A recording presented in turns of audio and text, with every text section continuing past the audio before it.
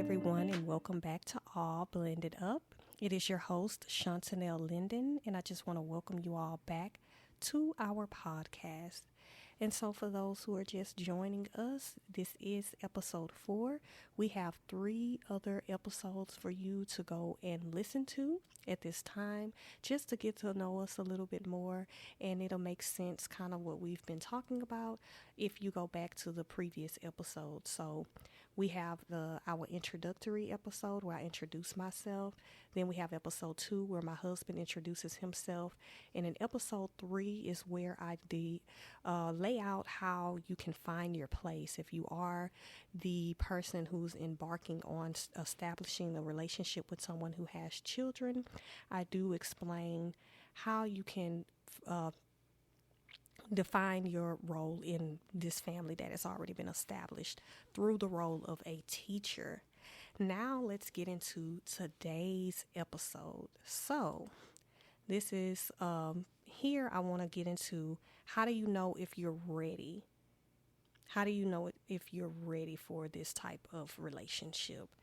And I have 5 things to consider, for you to consider, to figure out if you're ready for a blended family relationship or just a relationship, period. I think the things that I laid out was really for if you were just really ready for a relationship. And, it can be for both. And so I hope that this is helpful. Let's get into it. So, number 1, I listed, have you healed from past trauma? Have you healed from past trauma? And let me tell you what that means. That does not mean that sometimes you may not still be triggered from stuff from your past, but you have took the time to do the work to help better yourself so that you can live a productive life.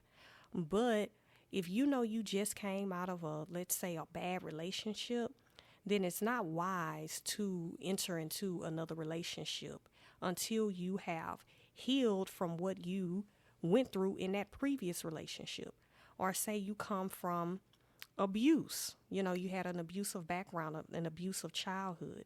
You need to ensure that those things that you experienced in that household does not bleed over into your relationship or your relationship with your children. And in this case, if you are entering into a blended family, then your past trauma will affect how you are parenting not only your own children, but the parenting you are helping with when you are parenting your stepchildren.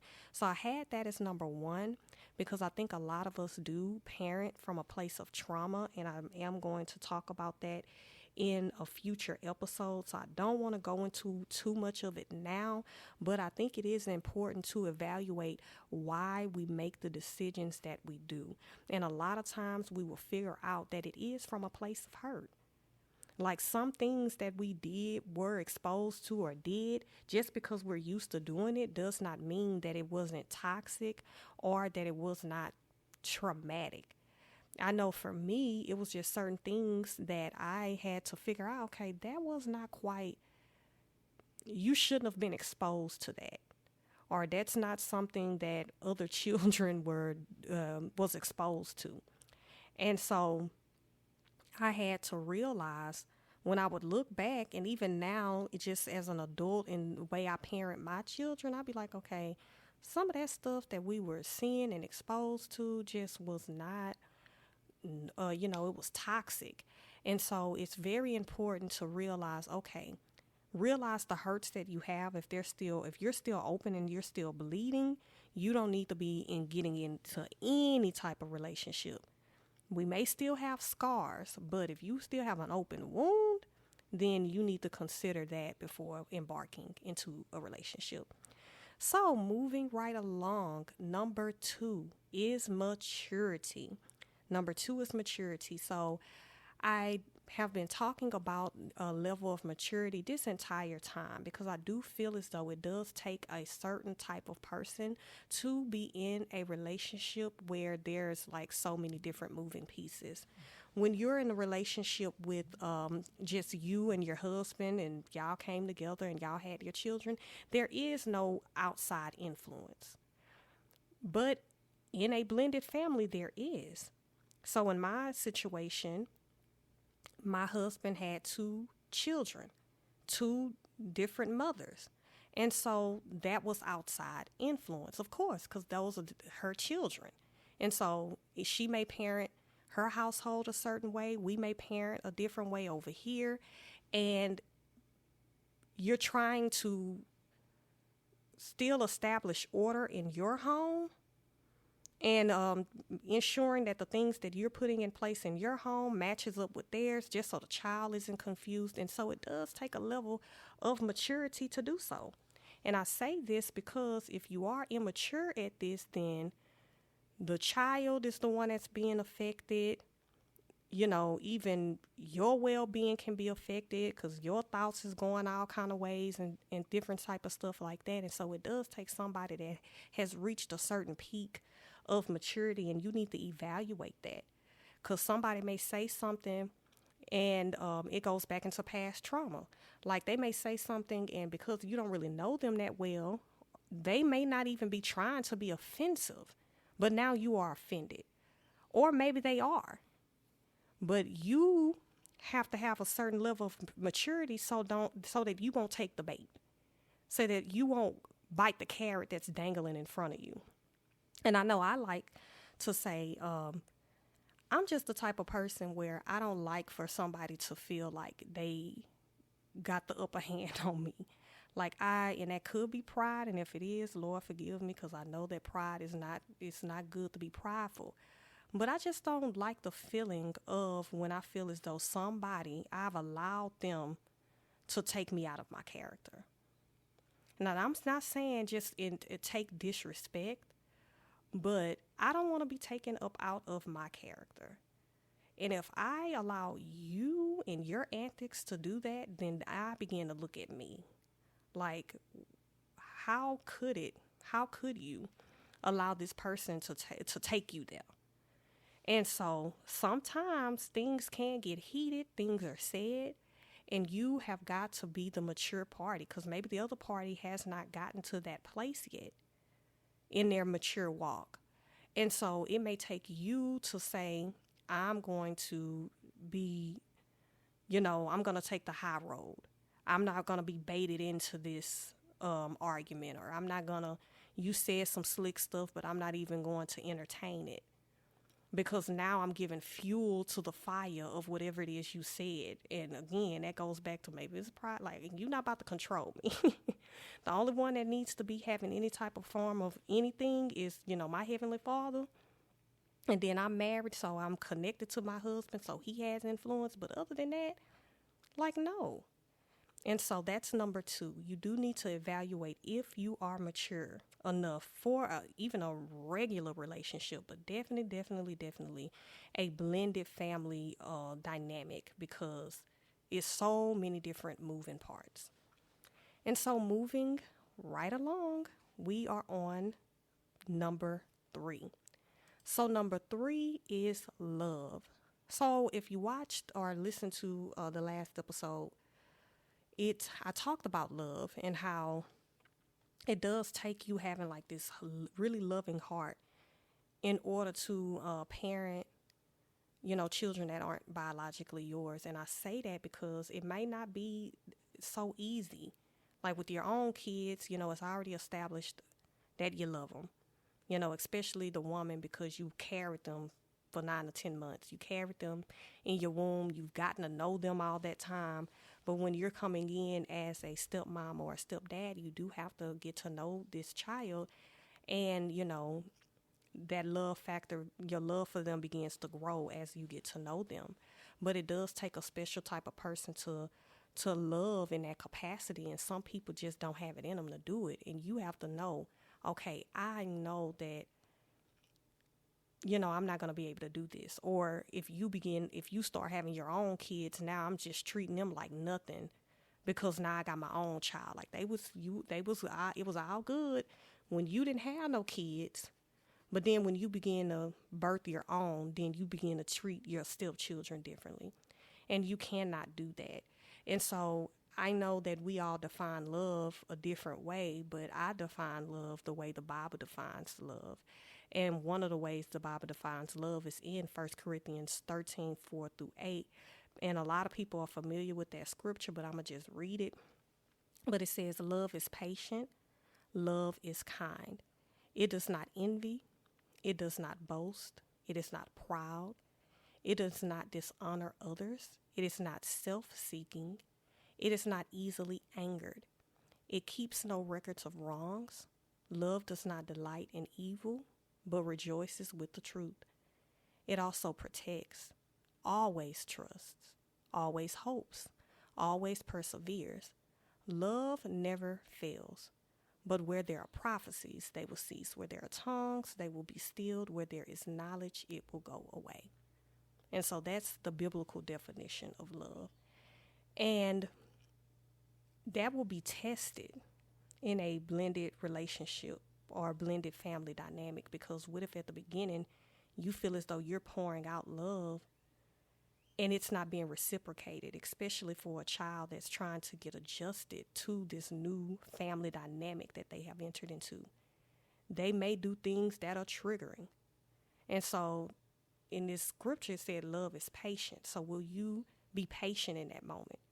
You may have to exhibit kindness, and they're not being kind right now. It does not envy. You can't be envious of the past of the history and the relationship that your partner had prior to you. You can't be boastful and proud and self-seeking. And I'm going to get into self-seeking because that's going to be one of my other points, the selfishness. And so I really want to park here at love because I left off talking about love. And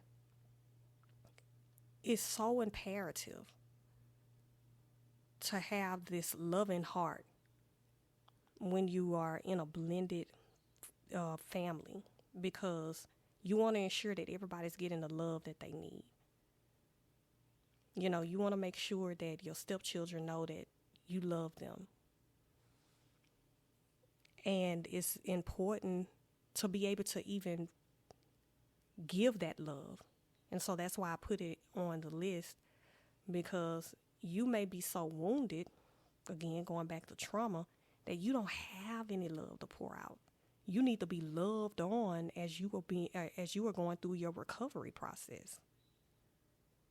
You may not be mature enough to love at this capacity. So it's also that maturity level. And so love is such a big component, and it's very imperative that we even define it the correct way, because we define it sometimes as an emotion. And that can be love. That feeling that you feel in the pit of your stomach or whatever, the butterflies and all of that stuff. But love is just more than an emotion. It's so complex. And everybody shows love a different way. I may not be telling you I love you every day, but it's in my actions. It's in how I address you that shows that I love you. And so love is a big one. And I probably should have had that last because I done kind of elaborated really, really long on love. But y'all know where I'm coming from. So yeah. The next one is selflessness. Are you selfless? Are you selfless? And this is, again, I feel like this list could be for those who are in we're talking about relationship or a blended family relationship, because there does take a level of selflessness when you are embarking and entering into a relationship, or when you become a parent. You automatically have to become selfless, because now you have to consider somebody outside of self. If it's in if it's just you and your man, for me and my man, I have to consider his feelings. If I'm getting ready to go somewhere, I may have to say, hey, I'm about to go to the store or whatever it may be. I don't just walk out the house because I'm considering, like, well, dang, if he wake up or come, it's going to be like, well, where did she go?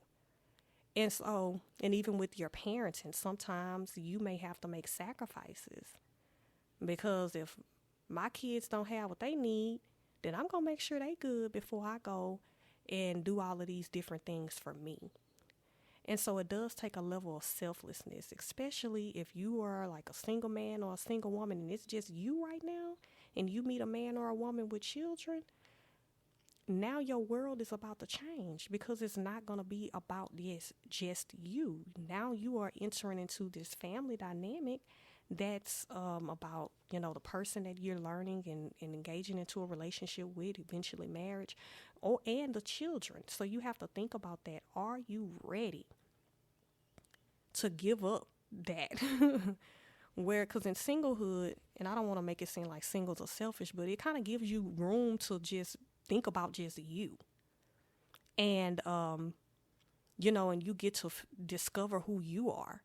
And I know for me, when I turned 18, like when I entered into this relationship at 18, I don't think I really considered that. Like I didn't have that period of really kind of getting to know who I was. And I feel as though that's important because you may not know how you are at your mama house, but it's a whole different experience when you are out on your own, when you're staying by your own. So I never stayed by myself. Like I went from my mother's house and then me and my husband, we immediately went into staying with him. And so and that's, I'm not saying that's necessarily a bad thing, but for some people, you may need to have that time where you're really on that road of discovery and you're discovering who you are and you're walking that journey. And so if you're not ready to give that up, especially if you already don't have no kids or anything and it's just you right now, that's something that you need to evaluate.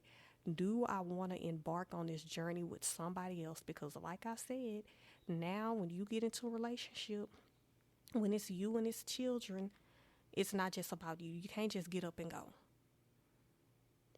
That's gone, especially if you got little kids. Because right now, like when I had my daughter 2 years ago, my son was 5, so he could kind of move around on his own and stuff like that, but I had to get accustomed to car seats and diaper bags and all of that stuff all over again. And I was like, oh my gosh, I'm not used to this anymore because I don't have to do all of that with my son. Like he's potty trained, he know how to make a bowl of cereal. I can sleep in if I need to. But then I have my daughter and now I'm back to bottles and changing Pampers and a car seat, stroller, all of these things. And so it's just like, whoa, okay. Done started over. And so that level of selflessness, it's constantly giving of yourself. And the analogy I like to use is what the word requires, like a husband and wife to do. A husband is to love his wife like Christ loved the church, and a wife is to honor and submit to her husband. And when both of them are operating in their role and they're giving of themselves, then everybody's cup is filled. If I'm thinking all about you and how I can serve and honor you, and you're reciprocating that same love to me, then we're both fulfilled. But especially in America, we are taught it's all about you. Get a degree, get the job, and claw your way to the corporate ladder, and it's all about me. Just like in like other cultures, how it's, when the elderly get older, they bring that elderly person in their home and take care of them. Here, we put hours in a nursing home. It's like so different. And so even culturally, it has cultivated us to be naturally selfish. It's all about you. And so if you know that you're at that place where at that season of your life, it is all about you, and it's some things that you are figuring out, and it may need to be all about you while you're discovering who you are, when you're learning what makes you tick, what doesn't, if you're healing, because you have gone through past traumas, if you need some more developing, maturing, if you need to understand what love is, then yeah, you need to stay at bay. And selflessness is big. And the last thing that I wanted to talk about was being intentionality. And I put that one on the list because I think I was saying, like on my last episode, just being intentional about showing these kids how, showing up for them. Because again, they don't know you. They don't know you, and you're getting to know them. And by what they're doing, how you're getting to know them and how you're gaining trust with them is showing up. So my kids, and this was, later on in the relationship, they started running track. So showing up for them, showing up so they know that they have me also in their corner. Yeah, they got their mother and their father, they gonna have them. But knowing that they can count on me too to show up. So being intentional. And so I put that there because that rolls back into selfishness. If you're selfish, then you're not going to be intentional. You may say, oh, yeah, we'll go to Chuck E. Cheese next Saturday, and then Saturday roll around, and y'all don't get to go to Chuck E. Cheese. And a kid, that's, they keeping a record of that. And you do that too many times, and then, you could also say being integral and keeping your word. But yeah, being intentional. Saying, if I say I'm going to do something, I'm going to do it. And sticking to that. I know that's a big one for me and my kids, they'll tell you, the oldest ones for sure. They may ask me for something. If I'm not sure I can do it, I may say, I'll be honest with them, because I don't want to tell them I'm going to do something and not keep my word. That was always big for me. And it may have come from a place of trauma, because like I said, we need to heal, you need to look at that and why you do the things you do. But I know for me, sometimes my parents would say, we'll do this, or maybe they would make promises and wouldn't keep them. And so I said, for me, I don't want to do that. If I'm not sure that I can do it, I'm going to tell you, well, no, I'm not sure, or we'll see. I'll let you know. I'll get back with you, but I'm not going to give you a definitive yes, because I'm not sure. But you don't want to fall into being indecisive either. And I know that's something that I used to have to, that I realized that I would do. I wouldn't give a definite yes or no, so you can't say, well, I told you. But then now you coming off as indecisive. But no, if I'm not I'm not sure, because maybe my pocketbook ain't looking the way it need to look, then I'll say, well, look, let me look at my budget and I'll let you know. Or, if the Lord will, we'll be able to do it. And so I hope that this was helpful. Again, those 5 things was: number 1, have you healed from past trauma? Number 2, maturity. Number 3, your love. Number 4, selflessness. And number 5, being intentionality. So I want to thank everybody for tuning in to All Blended Up again. Thank you for all the support that we have received thus far. And if you're wondering about my husband, he will be back on. His schedule has just been wonky. And so I've been having to get on my own. But in the next few episodes, he will be back, to elaborate on some of these things with me. And so again, just ride with us as we continue to peel back the layers of all that comes with being in a